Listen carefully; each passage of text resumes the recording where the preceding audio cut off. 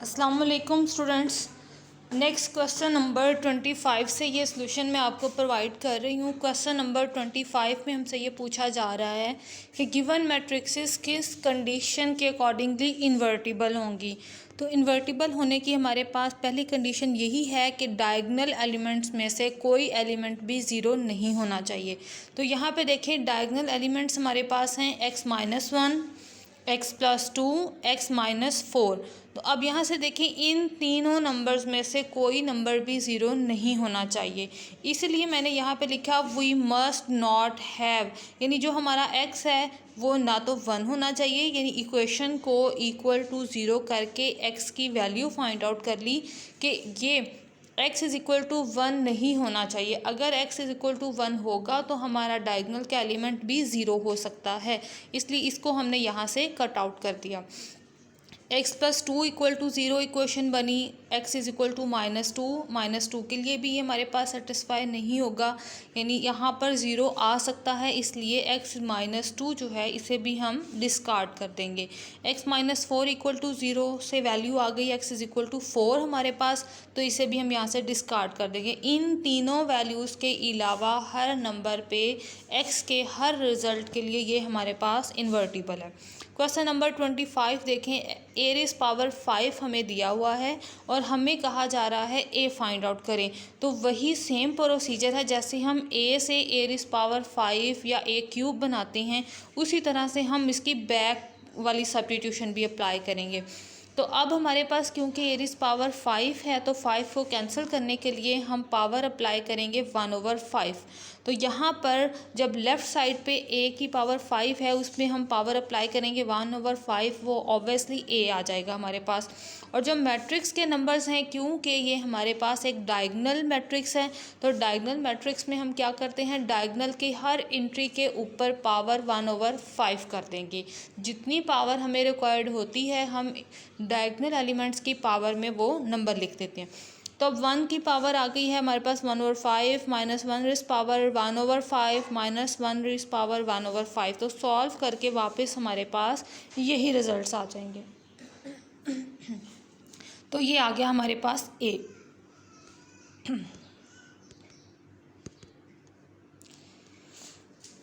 Next question number 28 है। तो question number 28 में a⁻² हमें दिया हुआ है।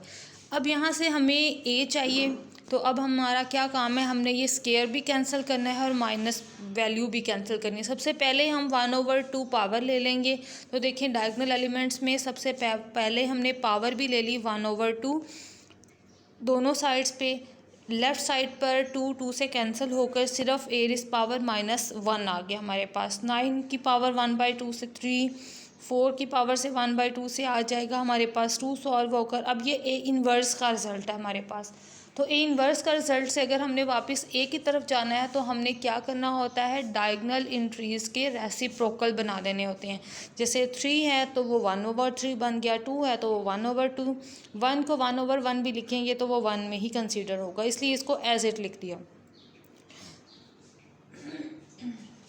क्वेश्चन नंबर 32 है हमारे पास, it is given a⁻ is equal to a, क्योंकि उसमें हमें वो कह रहे हैं कि a इज़ सिमेट्रिक, तो हमने इस सिमेट्रिक की डेफिनेशन से उसकी वैल्यू ले ली a⁻ is equal to a, और हमने शो करवाना है a² का ट्रांसपोज लें तो वो वापस a² आता है, ये हमने प्रूव करना है।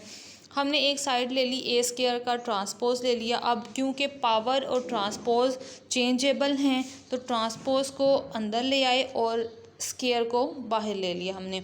और अब हमारे पास ऊपर गिवन है कि a⁻ is equal to a है। जब हमने a⁻ की जगह पर a लिखा तो ये हमारे पास इज़ इक्वल टू आ गया a²। सो कंडीशन क्लियर होगी, ये भी सिमेट्रिक हो गया। अब ये हमारे पास इक्वेशन है और इसको हमने प्रूव करना है कि ये सिमेट्रिक है। अगर इस इक्वेशन का ट्रांसपोज वापस इस इक्वेशन की तरह आ जाएगा तो इट्स मीन ये सिमेट्रिक है हमारे पास। ट्रांसपोज को ये देखें, ओपन किया मैंने, हर मैट्रिक्स के ऊपर ट्रांसपोज आ गया। एडिशन में हमारे पास सिंपल जहाँ जहाँ पे मैट्रिक्स होती है उसके ऊपर ट्रांसपोज आ जाता है। हर जगह पे मैंने ट्रांसपोज अप्लाई कर दिया। ये लास्ट पे आइडेंटिटी मैट्रिक्स है, आइडेंटिटी ट्रांसपोज है उसके ऊपर, ठीक है। अच्छा, अब यहाँ से देखें ए स्केयर टी था, दोनों रिवर्सिबल कर दिए, ट्रांसपोज अंदर चला गया, स्केयर बाहर चला गया।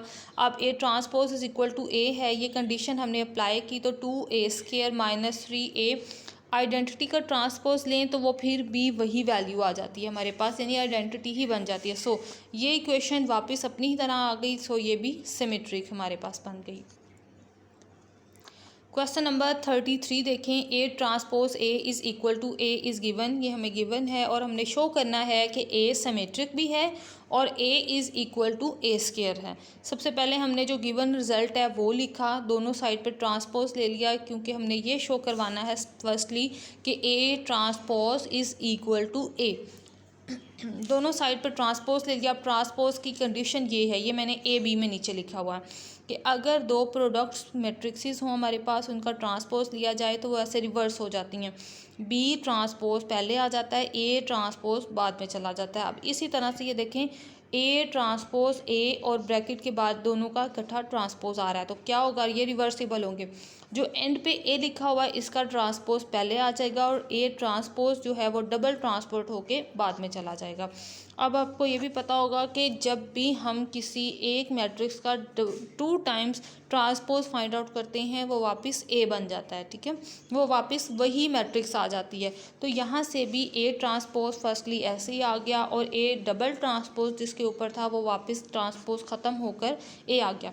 अब ये देखें, ए ट्रांसपोज ए किसके इक्वल था, ए क्वेश्चन की फर्स्ट नंबर में ही देखें A transpose A is equal to A था, तो हमने इसकी वैल्यू सब्स्टिट्यूट की तो क्लियरली हमारे पास ए ट्रांसपोज आ गया ए के equal. So A is symmetric. अब हमने प्रूव करना है A is equal to A square. अब ये देखिए हमें गिवन है A is equal to A transpose A, वही क्वेश्चन की स्टेटमेंट के स्टार्ट पे।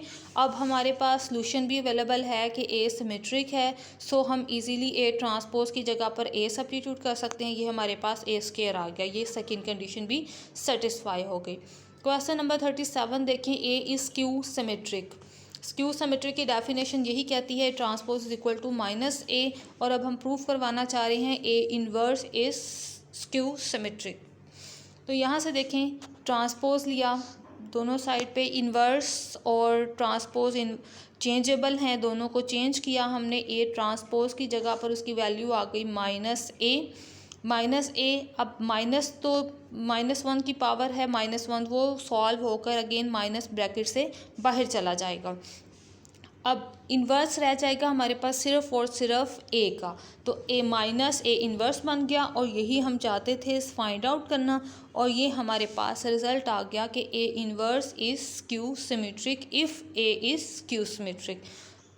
नीचे देखें रिजल्ट हमारे पास बी में है कि ए ट्रांसपोज को शो करवाना है हमने अब कि ए ट्रांसपोज जो है वो हमारे पास स्क्यू सिमेट्रिक है। तो ए ट्रांसपोज का हमने ट्रांसपोज लिया और ऊपर वाला ट्रांसपोज हमारी कंडीशन के मुताबिक है, नीचे वाला तो हमारी क्वेश्चन की स्टेटमेंट कह रही है। ए ट्रांसपोज हमें गिवन है कि वो माइनस ए के इक्वल है, माइनस बाहर चला जाता है, अगर कोई कांस्टेंट नंबर भी हो वो भी ट्रांसपोज से बाहर चला जाता है, लिहाजा ए ट्रांसपोज सिंगल रह गया हमारे पास। तो कंडीशन ये देखने में आ रही है कि ए ट्रांसपोज का ट्रांसपोज इज़ इक्वल टू है माइनस ए ट्रांसपोज। इनको ज़रा खूब प्रैक्टिस बना के कीजिएगा ताकि आप अच्छे से इन पे कमांड हासिल कर सकें।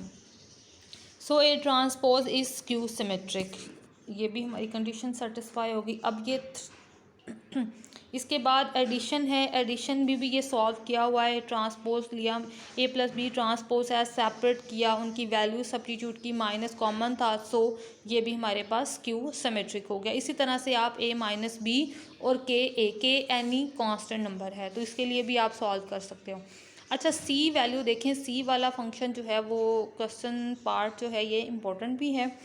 As A is equal to, A को हम हाफ करके लिख सकते हैं 1/2 ए प्लस 1/2 ए, ठीक है। उसके बाद मैंने क्या किया, 1/2 ए ट्रांसपोज ऐड भी किया और सब्ट्रैक्ट भी कर दिया सेकेंड लाइन में।